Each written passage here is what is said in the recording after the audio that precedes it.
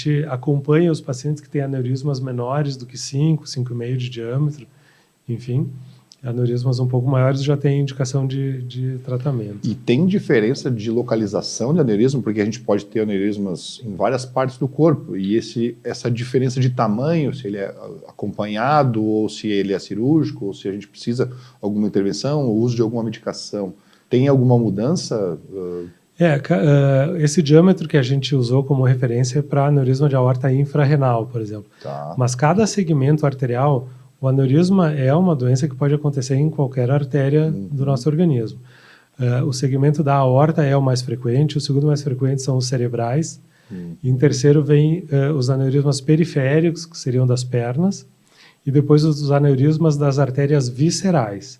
Então, cada artéria acometida tem um valor de referência de normalidade de diâmetro e de diagnóstico de aneurisma.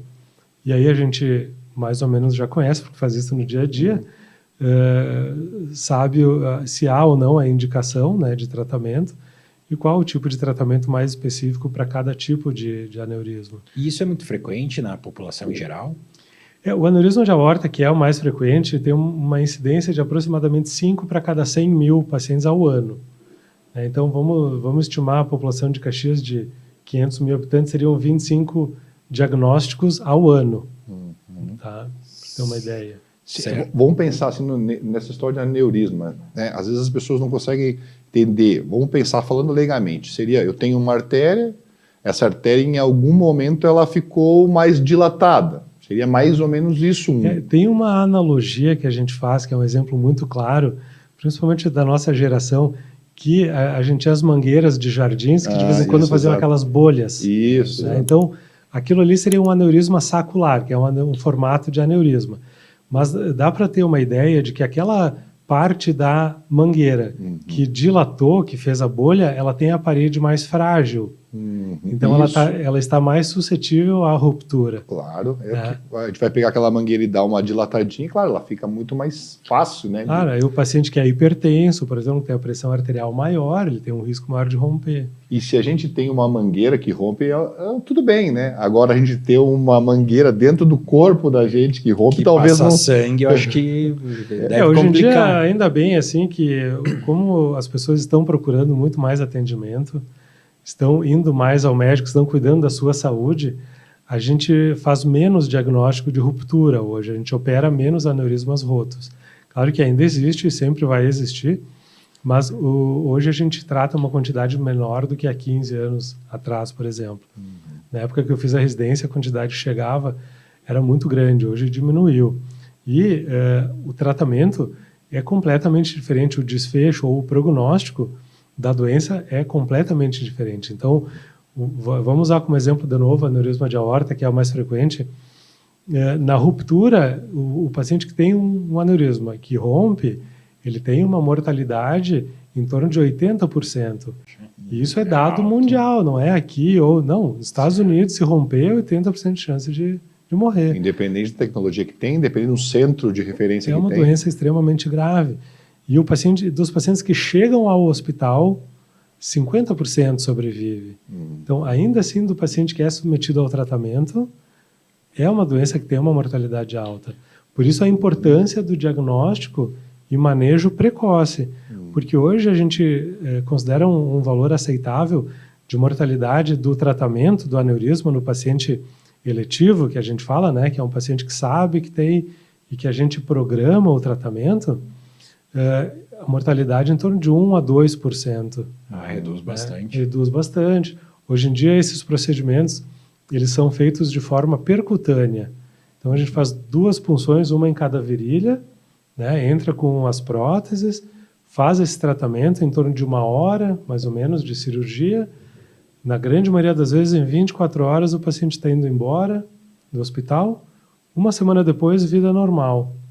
Então, a evolução que a gente viu acontecer, principalmente com a evolução tecnológica dos materiais, permitiu um avanço muito grande na qualidade de vida dos pacientes tratados.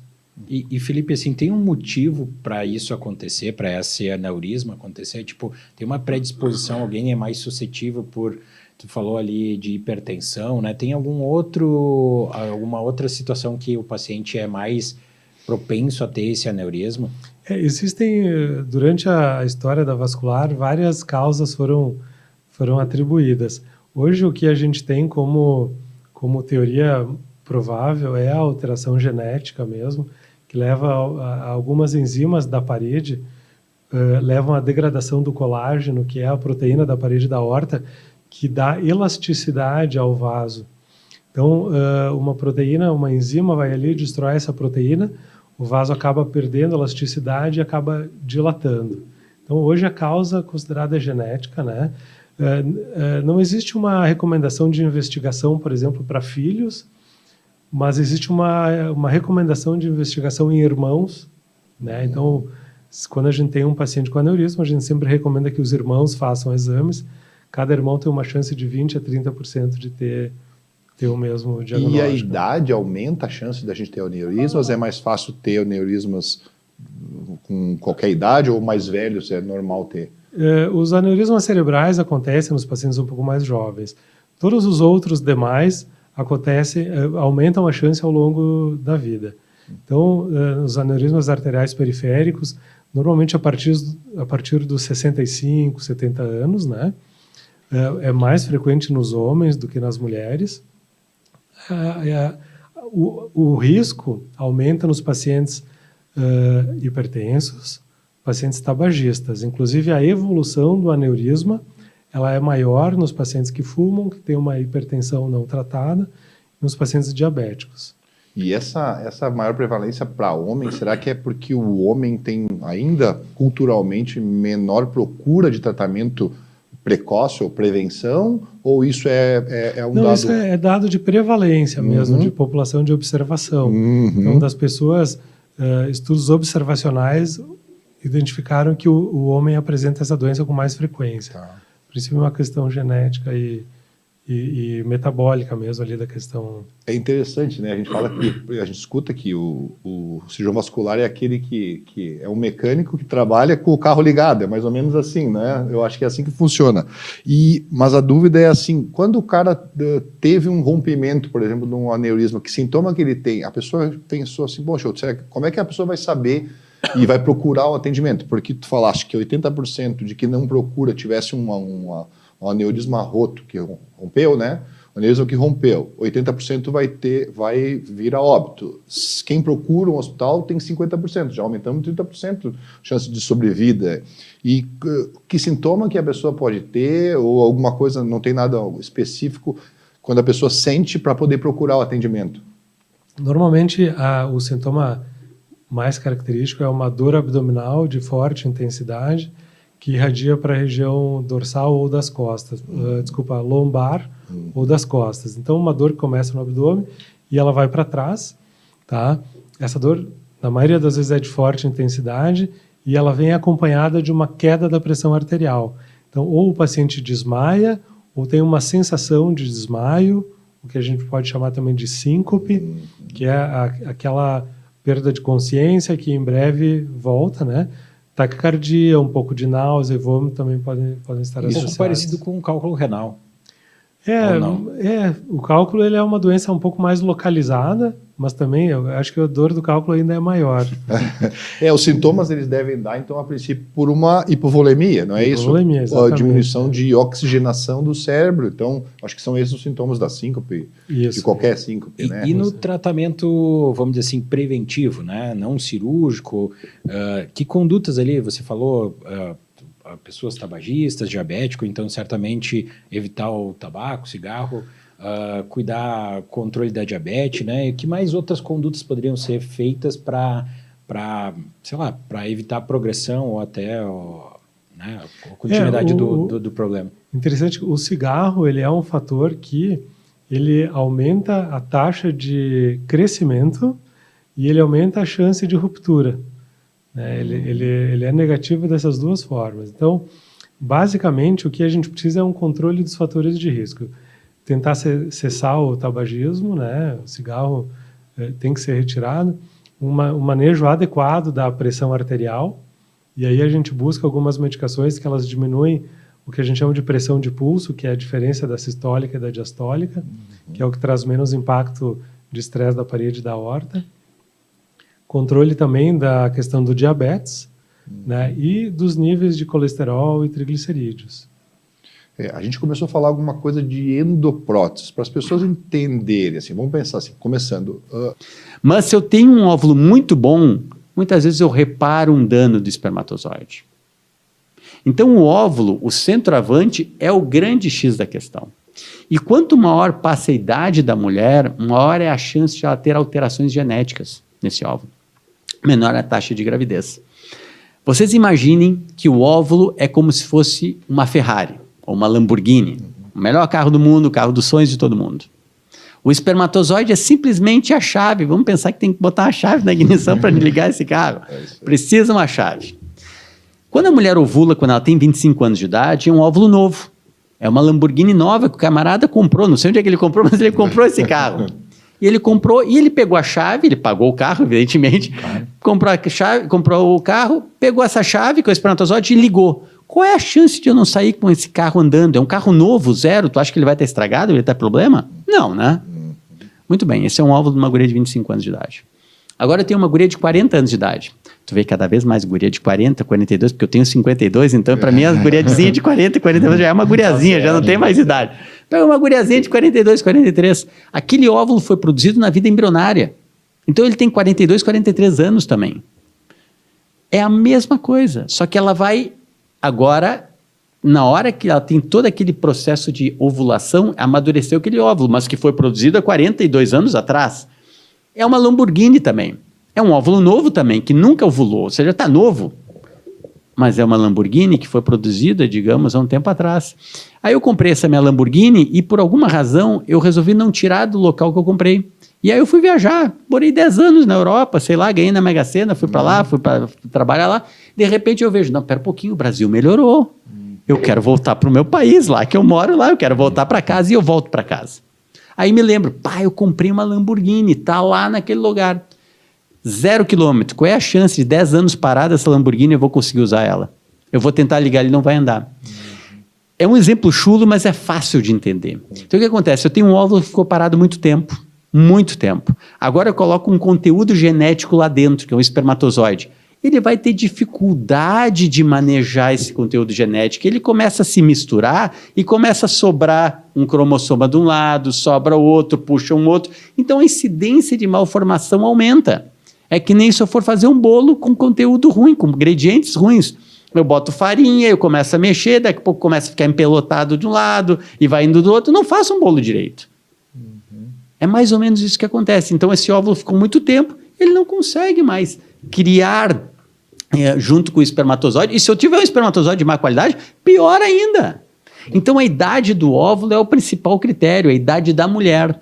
Só que existe um dado muito legal que a gente não tinha até pouco tempo atrás, que é um exame chamado hormônio antimileriano. O que é isso? É um exame que fala sobre a reserva ovariana. Não é qualidade. Não é qualidade, é reserva. Porque acontece o seguinte, tem muitas mulheres que têm algumas patologias, tipo endometriose, e essa endometriose, ela vai se impregnando, em alguns casos, no ovário, diminuindo a parte funcional do ovário. E daqui a pouco a guria tem 30 e poucos anos de idade. Eu disse, bom, é uma guria nova, Fábio, tu não falou que idade é o principal critério? É. Só que o que pode estar acontecendo? Aquela endometriose, só um exemplo, está indo lá no ovário e está corroendo esse ovário, está diminuindo a função ativa. E daqui um pouquinho, ela tem pouca reserva ovariana. Então, daqui a pouco eu tenho uma guria de 30 e poucos anos de idade com uma reserva ovariana baixa. E às vezes tu tem que correr para ela engravidar. Não pela qualidade, mas porque ela não tem mais óvulo. Então, hoje a gente tem esse dado chamado hormônio antimileriano e eu sugiro todo mundo que está ouvindo, que conheça gurias jovens, que faça esse exame. Por quê? Porque daqui a pouco a menina está com 30 e poucos anos de idade, está com um relacionamento estável e tal, não quero ter filho e tal, tudo bem. Mas daqui a pouco ela chega, tá, mas eu não sei se eu quero ter filho, eu não sei. Espera um pouquinho, dá uma olhada na reserva ovariana. Se tu tiveres uma reserva ovariana que já não é tão boa, congela óvulo, deixa guardado. Quantas mulheres chegam hoje com 30 e poucos anos de idade que ainda estão estudando?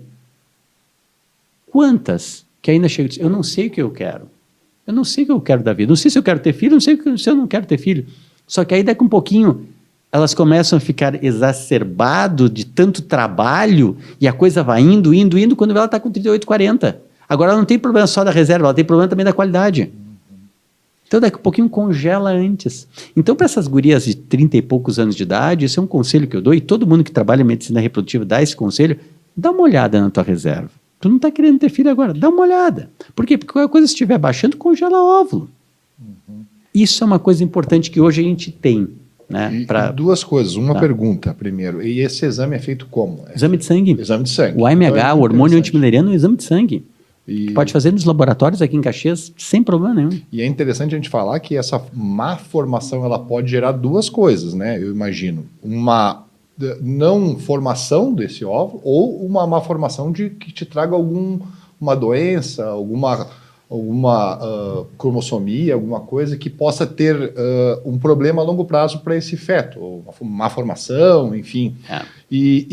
Mas eu estou entrando nesse assunto para perguntar percentualmente como que isso vai sendo, por exemplo, eu sei que existem síndromes muito relacionadas, principalmente como é a síndrome de Down, que a idade ela aumenta muito a chance de produzir então óvulos com esse problema. Então, como é que isso funciona? Quanto percentual relacionado à idade? Excelente pergunta. Tu sabe que lá na clínica eu tenho uma tabela da Sociedade Americana de Medicina Reprodutiva que eu coloco essa tabela para o paciente saber.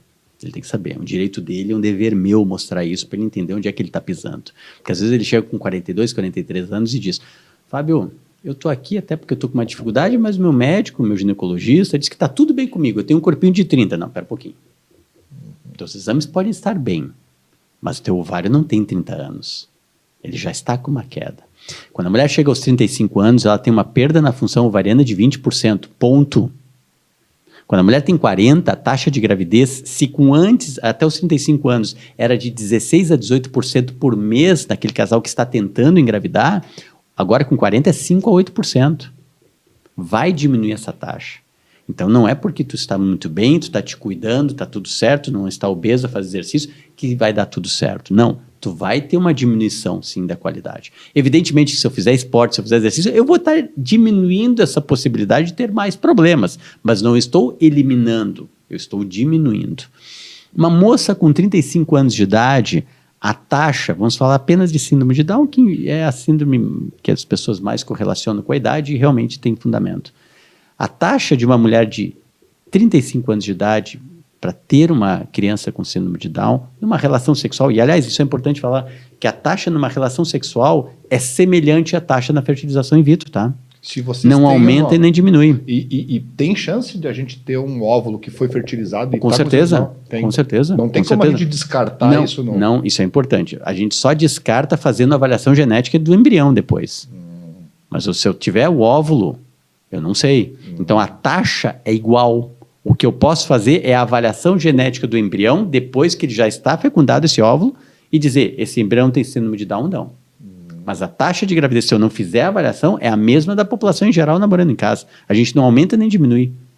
Isso é importante que o casal saiba. E Fábio, tu estava comentando, desculpa, tu estava comentando, eu queria te perguntar, na verdade, tu falou de critérios, né? As pessoas, chega lá um casal, assim, existe algum critério que o pessoal vai para daí, não só fecundação, mas de repente inseminação artificial, fertilização in vitro, tem algum critério que vocês... Quando é que eu indico? Isso, perfeito, qual que é a indicação para essa... Deixa eu só primeiro finalizar essa... Claro, e aí eu já te respondo, desculpa não ter te respondido antes, Maurício.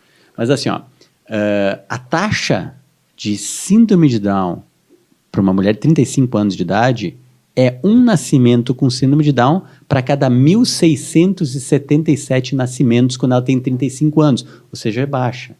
Mas quando ela tem 40, é um para cada 130. Poxa. Com 5 anos de diferença. Por isso que até os 35 é uma coisa. O pico de gravidez de uma mulher é 26.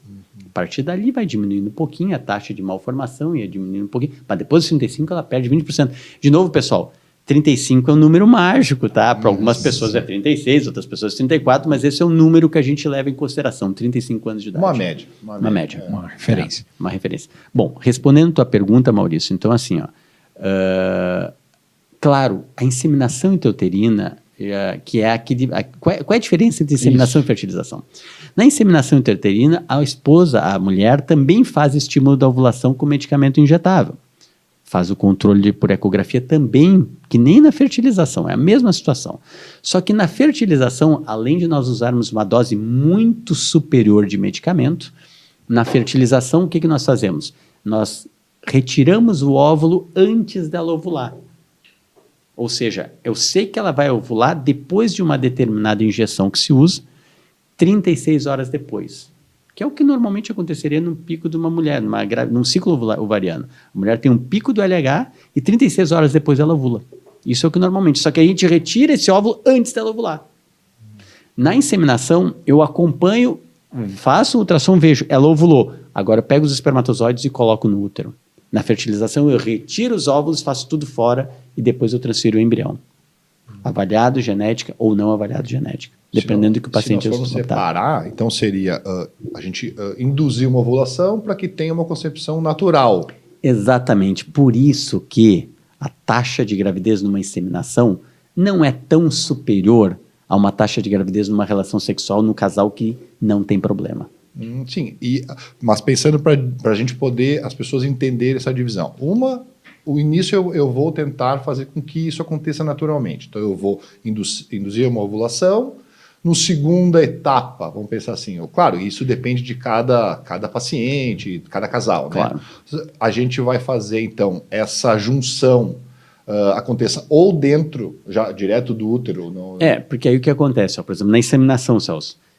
Então, basicamente, nós temos 3 tipos de tratamento. Indução da ovulação. Eu dou o medicamento para uma paciente e vou acompanhando por ultrassom. Então, para instalação de implantes, para pesquisa de fratura, para avaliação de tratamentos de canal, né, tratamento endodôntico, controle de tratamento ortodôntico, dentes inclusos. Então, todos esses exames, né, que a gente executa lá na Estúdio RX. Quando o cara vai colocar aparelho, é interessante, né? E o dentista, ortodontista, né? Ele vai lá e solicita uma documentação, que é essa pasta que a gente fala. Aí a pessoa assim, mas por que eu tenho que fazer essa pasta, né? Então ele vai na radiologia e faz uma pasta, mas a pasta contém o que tem nessa pasta que é importante, por que essa documentação é importante para o planejamento da ortodontia?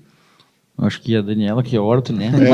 Mas assim, só fazendo de mencionar as fotografias também, né? Vamos falar exato. sobre É bom isso. falar o que tem dentro dessa documentação e para que serve o que dentro dessa pasta tem. Então, radiografias, fotografias, traçados, enfim, explica para nós um pouquinho. Porque o ortodontista é legal, ele manda a requisição, só tem uns xizinhos, né? Tu não sabe o que é, né?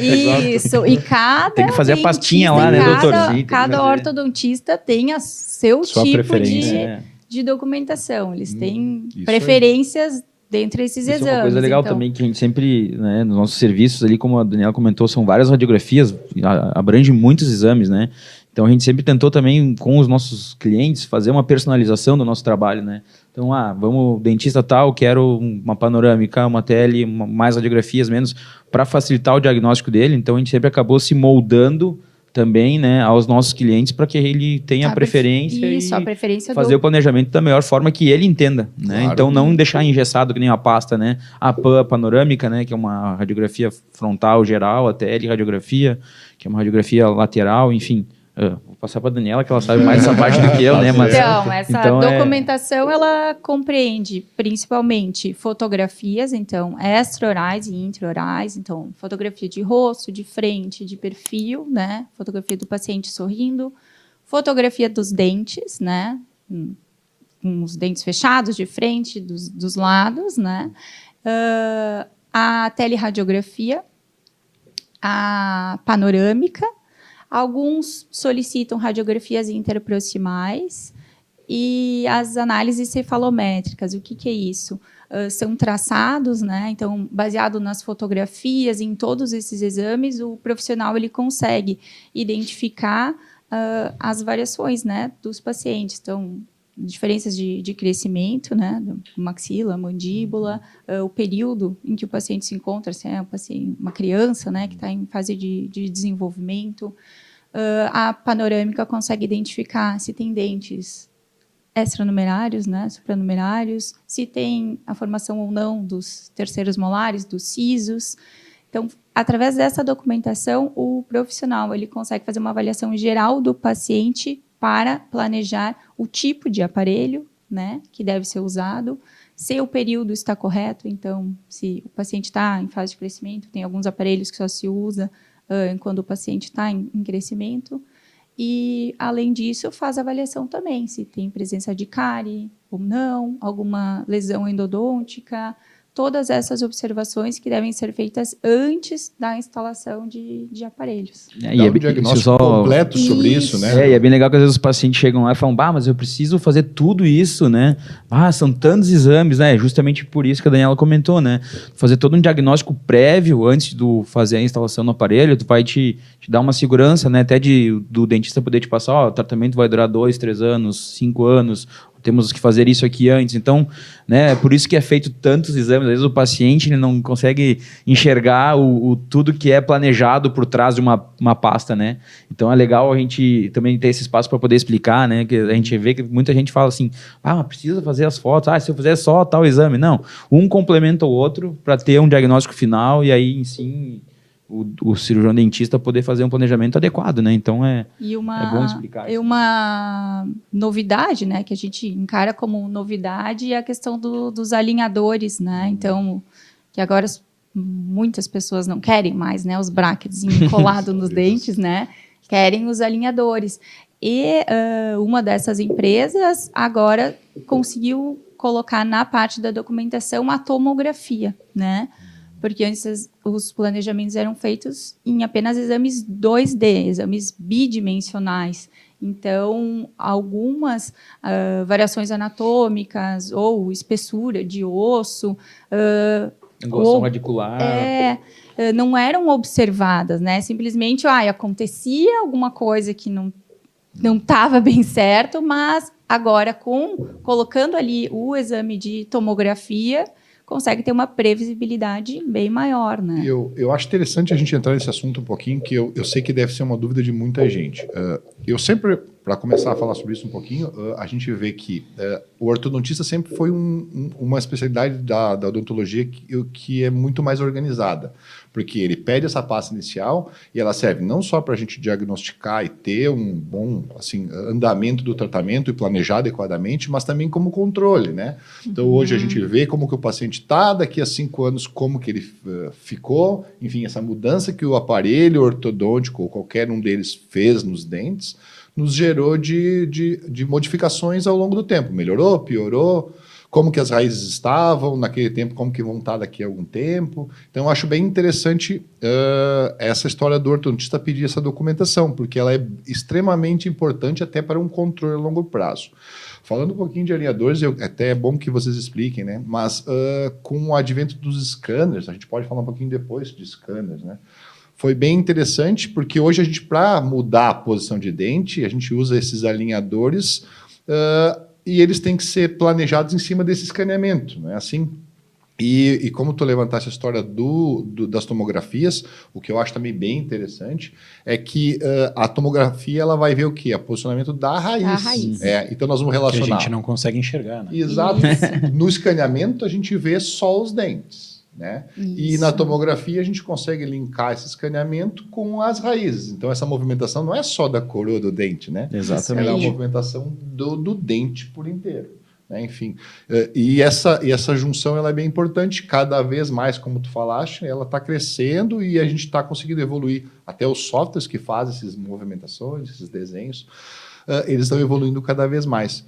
Mas explica um pouquinho para nós, assim, como que, falando em alinhadores, né? O que o dentista precisa pedir, então? A pessoa, por que eles pediram tal coisa? Enfim, o que o dentista que vai fazer um alinhador, ele precisa solicitar de documentação para vocês, até para as pessoas entenderem o porquê dessa solicitação. Bom, na verdade, assim, a gente hoje, no Brasil, a gente conta com várias empresas de alinhadores, né? Tanto nacionais quanto internacionais, enfim, de fora, né? E aí, no início, assim, cada uma tinha um protocolo. Né? Então, eu prefiro um escaneamento, que é o base, né? Tem que ter o escaneamento para poder fazer o alinhador, como tu comentaste. Ele é um planejamento feito em computador, então tu precisa ter a digitalização da arcada e não só o modelo em gesso, como é as pastas mais antigas, né? Enfim, então, o escaneamento, a panorâmica, a teleradiografia e as fotografias, assim, é bem semelhante com a documentação, né? No início, a gente também percebeu que algumas empresas pediam umas radiografias periapicais de incisivos, né, para avaliar as raízes, enfim, os dentes anteriores, né, que são os incisivos. Então, hoje, na nossa clínica, a gente meio que montou a nossa documentação, né, que atende a todos os alinhadores, né? Então, qualquer sistema de alinhador ou marca que o dentista porventura trabalha, né, a gente consegue atender. Então, a gente faz a panorâmica, a teleradiografia, o escaneamento, que é muito importante, e as fotografias intraorais e extraorais e as 2 radiografias, né? Justamente para ter esse acompanhamento, como tu comentou, né? Então, às vezes, o scanner ele veio para facilitar muito o acompanhamento desse paciente, né? Porque, às vezes, o paciente não enxerga tal movimentação e chega para o dentista, tá demorando tanto, né? Mas tá vendo não estou vendo a né? movimentação. Aí tu faz o escaneamento, tu consegue comparar, né? Tu consegue até fazer um time-lapse ali da própria movimentação dos dentinhos. Então, ó, movimentou aqui, movimentou ali, a gente já está conseguindo ter essa evolução, continua usando, enfim. Então, basicamente, o escaneamento, ele hoje é imprescindível, né, na odontologia digital. Acho que já se provou e está no mercado há bastante tempo e vai só melhorar, né? Mas, enfim, a documentação para alinhador são esses exames aí. Quais exames, assim, vocês têm mais executado? É mais pasta? Tem algum exame específico? Isso aqui o dentista gosta de pedir com bastante frequência. Qual que seria esse exame? Radiografia panorâmica e tomografia localizada. São os 2 exames, assim, que mais solicitados. E quais são os desafios para interpretar esse tipo de imagem? Assim, tem alguma... Eu estava conversando... Tem bastante. Sabe qual é o maior desafio que eu comentei hoje com o Eduardo, hoje de manhã? Eu disse assim, o maior desafio é fazer a interpretação dos exames sem saber o motivo pelo qual é solicitado. Legal. Porque o que acontece? Pela pressa ou, não sei, os profissionais só escrevem assim, tomografia 46. Os queridos dentistas. Colegas. Tomografia do 26. Isso. A gente não sabe a finalidade. Claro que depois que abre o exame, é uma região edêntula, já sei que é para implante. Se é um dente que tem uma lesão periapical, eu consigo identificar. Mas às vezes, um diagnóstico mais simples, né? Isso. Quando complica... Né? Quando a situação, assim, quando não vem com uma história clínica, o exame de imagem é um exame complementar, né? Então, ajuda muito quando vem a descrição. O paciente está com uma fístula, está com edema. Então, seria interessante o dentista, no momento da solicitação do exame, imagino eu, descrever a parte clínica. Isso ia ajudar muito, né? O ciclo olímpico, né? E aí acontece isso exatamente no início do ciclo olímpico. Isso, então deve ter sido uma coisa nesse sentido também, né? Fala um pouco desse ciclo, né? Que tu falou de pontuação, como é que a gente... Como é que vocês chegam na determinar quem que vai ou não, como é que é as provas? Acho que o pessoal curte entender, assim, por que vai um e não vai outro. Existe uma classificação, né? Como é que se sucede isso? Eu faço triatlo e não posso para a Olimpíada, por quê? Eu sou maratonista. Já é corredor? Eu vou me inscrever no Iron para dizer que eu sou. Pode ser também, então. É baseado pelo ranking, onde só são válidas as provas de Copa do Mundo e Mundial. E aí são 2 Pan American Games, que eles chamam Copa América. Então, só 2 dessas que pode, que daí é daqui, né? E, enfim, você, para ir para a Olimpíada, para levar 3 atletas, tem que estar entre os 30 do mundo, nesse ranking, e para ir 2, entre os 50 do mundo. Então, hoje, a gente tem 2 homens e 2 mulheres, porque no masculino não tem o terceiro homem no top 50, e os 2 já estão ali. Então, na verdade, no masculino, para ir o terceiro homem, teria que ter um top 30, o que é muito difícil. E no feminino, a nossa ideia inicial era levar as 3 mulheres.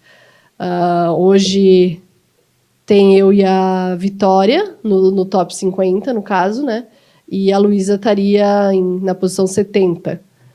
E aí, a briga, quando não tá as 3 no top 30, vira direta. Então a briga era nós 3, quem tem a melhor pontuação vai, porque as 3 não estão no top 30. Então é mais ou menos isso, e são válidas 12 provas, onde você pode dividir nesse calendário que abre de 2 anos e pouquinho. Aí você pode escolher se você quer, porque tem o primeiro período de classificação e o segundo período de classificação. Também não podem ser assim, 12 provas no segundo período. Não. O período seria um ano. Um ano, um ciclo, isso. É de junho E a aí junho, você quase, né? Isso. Você escolhe se você tem 6 provas no primeiro período e 8 no... São 14 provas, isso. Ou 8 no segundo ou 8 no primeiro. No meu caso, eu joguei o máximo pro segundo período, porque no meu primeiro período eu não fiz quase nada, assim. Por causa da lesão. Da lesão. E isso é até ruim, né? Porque se você pudesse pegar todas do segundo período, estaria lindo, maravilhoso. Mas eu tenho que manter os meus pontos ruins lá do primeiro período. Não tão ruins, né? Não tão ruins. Se a gente for a informação aqui, a gente fez tarefa de casa. Hoje a Vitória é 27ª. Exato. A Jennifer é 37ª e a Luísa 52ª. Isso. 52 isso. a Luísa. Mas a Luísa está recuperando, a gente está torcendo muito. As pessoas vão ver aqui, nós temos uma torcida para que ela se recupere logo para poder ir, né? Isso. Eu não sei como é que vai interferir no ano dela, porque provavelmente ela não vai conseguir competir, não vai ter os pontos, né? Eu acho que é alguma coisa nesse sentido. Exato. E para as 3 ir, as 3 teriam que estar no top 30. Você falou top 30. Ali, não no top 50, entendeu? Então, talvez vá 2. Exato. O E certo é 2. E até a Olimpíada tem mais alguma prova que define, bate... Sim, o calendário fecha dia 26 de maio. Então, até lá, as provas são válidas. Eu vou participar de 3 mundiais. Então, até lá, o ranking... Ainda pode variar. Exato, pode variar. E... Acho que seria E 27 de maio, 26 fecha, né? 26 de maio fecha. E 27 de maio tem churrasco lá em casa para comemorar a classificação. Papai! Mas a gente tá na torcida aqui, se depender da gente, ela já vai estar lá. Então eu não tenho, pode ter certeza que ela vai estar lá. Não vai ter dúvida. Não, eu até estava conversando antes com o Celso, porque a gente não entende muito a competição dos Jogos Olímpicos, né? Porque, vamos lá, futebol, basquete tem jogos e tu vai se classificando para, sei lá, semifinais, quartas, a final, né? Como é que é o triatlon olímpico, né? No sentido assim, é uma prova, um dia chega lá, compete, vai embora, ganhou, não ganhou, como é que é essa situação? Quantas pessoas, porque vai todo mundo, que nem tu disse, o país pode mandar tantos atletas, né? Como é que é o número de atletas que competem lá? É mais ou menos isso. A gente vai, na verdade, viaja 5 dias antes, não mais que isso, só que a prova do triatlon acontece um dia só, quando não tem o relay, que é o revezamento. Aí dá um intervalo de um dia e no outro dia a gente compete de novo. Mas a prova principal sempre vem primeiro, e aí então é um dia onde é permitido largar 55 pessoas. Então, as 55 melhores do ranking podem largar. Se você não tá nesse, só que daí não é o ranking olímpico, é o ranking mundial. Então não é esse que a gente acabou de falar. Você tem que estar nesse ranking das 55. Aí digamos que eu tô em 57, para eu largar, 2 tem que desistir. E aí eu fico num wait list, que chama. E aí tem atletas que mesmo assim viajam e ficam lá prontidão para poder largar. Porque se você não melhora teu ranking, você não consegue largar as provas que mais valem para a Olimpíada. Então, hoje eu e a Vitória temos uma posição que a gente larga qualquer prova, mas a Luísa já não conseguia largar mundiais, porque o ranking dela o ranking dela estava baixo, exato. E aí tinha provas que ela não conseguia largar e ela... Daí não pontua. Não pontua, exato. Daí ela teria que ir para a Copa do Mundo, que pontua menos, para poder subir no ranking e voltar a largar os mundiais. A Copa do Mundo, a gente diz que é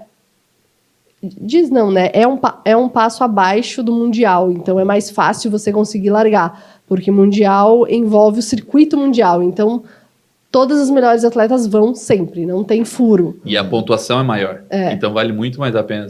Vale mais pontuação, mais dinheiro, mais tudo. E aí Copa do Mundo, exato. E aí Copa do Mundo nem todos vão, então é mais fácil você conseguir largar e estar entre as 50 ali para poder largar. E vai ter, então, a competição, que a gente já está contando que ela vai. Sim. Nós já estamos contando. Eu já estou em Paris, se ela não for, o problema é dela. Aí tá. Entendeu? Eu vou estar lá. Vai ter, então, a prova do feminino, a prova do masculino Exato. e vocês vão competir o relay, né? Que Exato, chama, né? Que misto. seria, Relay, então a ideia é o sempre revezamento que vocês vão para lá, 2 atletas masculino e 2 feminino, que normalmente é o que acontece, Isso. os 4 vão competir essa prova, é isso, Exato. né? É isso que Aham. vai acontecer. E uma medalha olímpica para o relay também. É, exatamente. Então, Amém, amém. então 2 de ouro dá para vir já. Fala, pulamos de uma classificação para uma medalha de ouro. Não, a gente brinca, tudo Bem a gente natural para aquilo que ela vem fazendo. Miguel, Messias, Vitória. Isso Sem aí, pressão, tá cara. certo, né? Não, 2 de prata, então. 2 de ouro, 2 de prata. Bota tudo. A gente brinca tudo, mas a gente sabe da grande dificuldade e do nível das atletas e dos atletas que vão estar lá. Enfim, são 50 melhores atletas do mundo, basicamente, que vão estar lá. Exato. E hoje quem que é assim, quem que vocês miram assim de dificuldade de treino assim, qual que é o país que está mais que é mais evoluído no esporte? Acredito que para Paris, por ser em casa, os franceses estão assim destruindo. Foi a evolução deles nesses últimos 4 anos, está sendo tipo impecável, tanto no masculino quanto no feminino. Os atletas de pontas são da França. Então, acredito que Tem que sair da água antes deles. mais ou menos isso. Eles estão. Nossa. E aí a Grã-Bretanha no feminino é muito forte. E no masculino tem também o Alexis que deve disputar a prova. Então, acho que hoje a potência está ali, na França e na Grã-Bretanha. E Estados Unidos correndo ainda por fora. Hoje dá para se dizer que não é os atletas principais. Mas a gente sabe que os americanos sempre tiram da cartola, né? Quando é Jogos A Olímpicos. França, principalmente no masculino, eu acredito, né? A França mais do que no feminino ainda, né? Não sei. Mas a gente pode falar também que o Brasil hoje tem 2 atletas no masculino entre os 12 melhores do Exato, mundo, né? sim, Então, não vamos descartar É. Miguel e Messias pela briga, porque os dois evoluíram muito e estão correndo de igual para igual. Isso. Como o Messias tem uma das melhores corridas do mundo, a gente sabe disso, ele só precisa estar na dinâmica do grupo ali certo. Hoje o Miguel chegou nesse nível que disputa as melhores corridas, tem a melhor corrida do mundo. E ele ganhou uma etapa que foi no Brasil, não foi isso? Foi isso, uma Copa do Mundo. Ele Então ganhou. a gente sabe do potencial dele ali para. Sim, ele é busca 10º dessa e o medalha. Messias 12º, é isso, né, Exato. hoje. E na prova, porque eu acho bacana essa dinâmica, né? Vocês se ajudam, tipo assim, porque é Brasil, né? Poxa, você tá lá, vem comigo, vamos, vem junto, ou é meio que tem uma competição, porque, né? Querendo ou não, é a entre Olimpíadas. nós. Entre nós. Sim, acho que tem essa rivalidade, essa competição. E ali, na verdade, bem, para falar a verdade, bem na prova, acho que não tem como ter isso, porque tem tanta gente dos outros países que você se preocupar com uma pessoa do teu país é meio Sim. ridículo, né? Você tem que se preocupar com todas as outras 48 das outras nações que estão ali.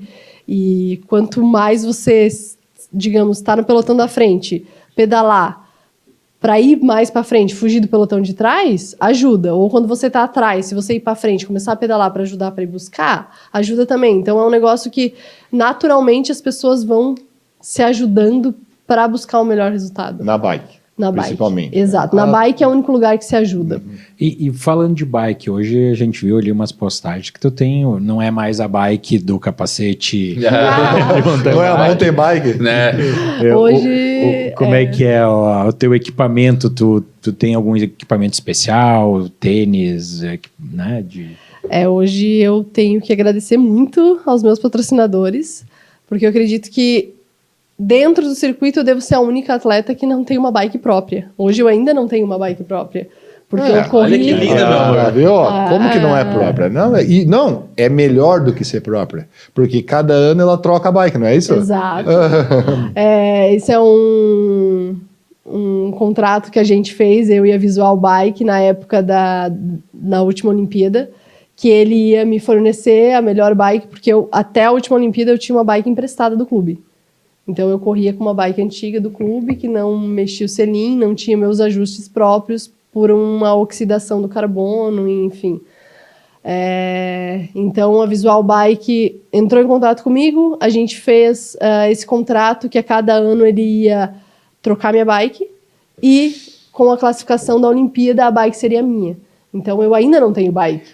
Eu preciso ir para Paris. Que dia que é? O churrasco? 27 churrasco. 27, é o dia de ganhar uma bike. 27 de maio, Vou dar de presente. Vai dar de presente. Ela pode dar aquela tua que tu tá pedindo, sei lá. Eu comemore com uma bike sendo essa, a Madonna, que foi a última. Uma Trek, uma baita bicicleta, né? Exato.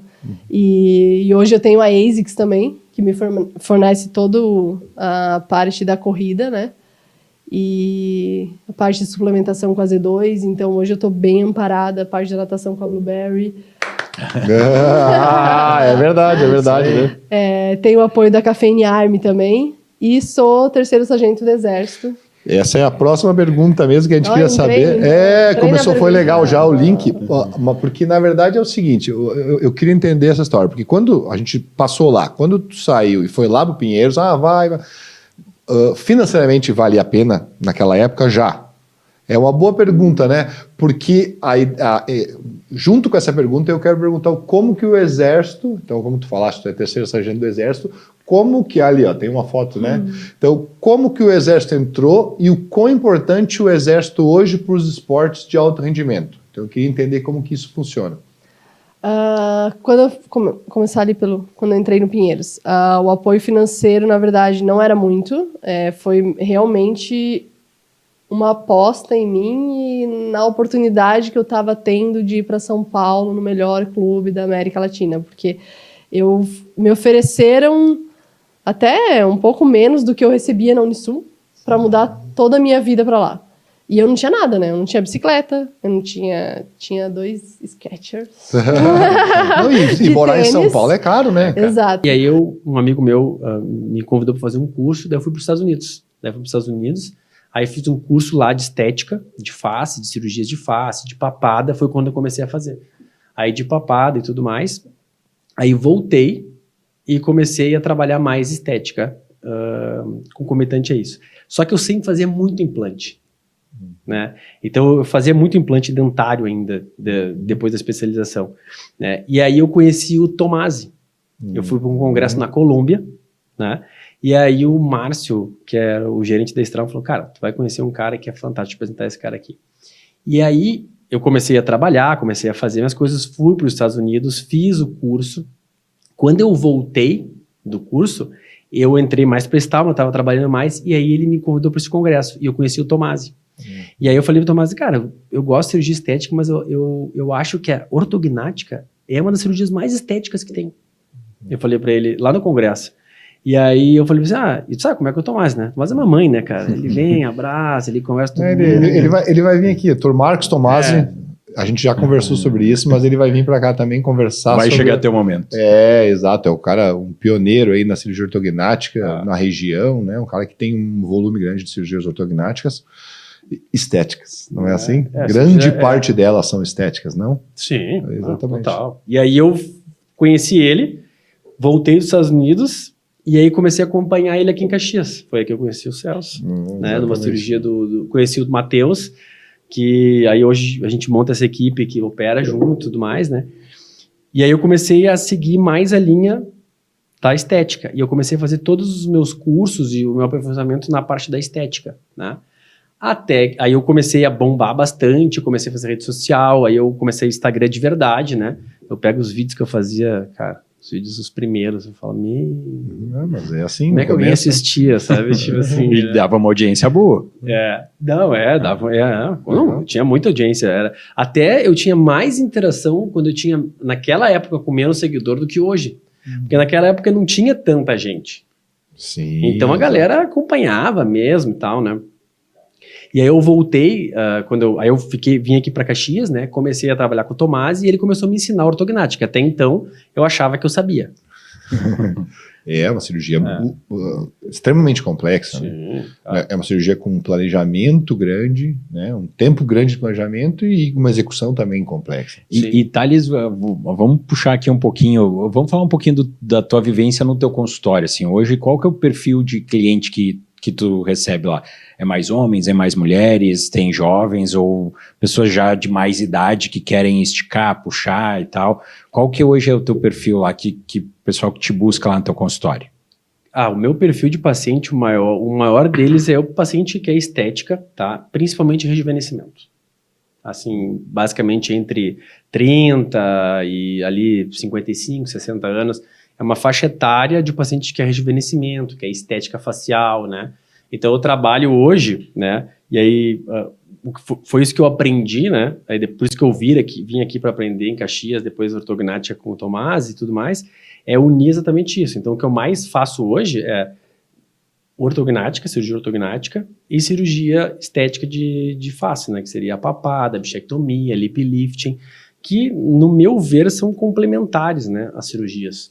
Tanto a ortognática quanto essa se juntam, né? Às vezes o pessoal pode não saber exatamente o que é. A gente fala muito ortognática, né, e cirurgia de face. Vamos pensar assim, o que seria a ortognática dentro da cirurgia de face? O que é ortognática e qual a parte de lipo de papada que você faz, esse tipo de outras cirurgias? O que é cada coisa dentro da formação de uma face ideal? Né? Porque às vezes as pessoas são leigas, a gente fala em ortognática, para nós talvez seja um pouquinho mais simples.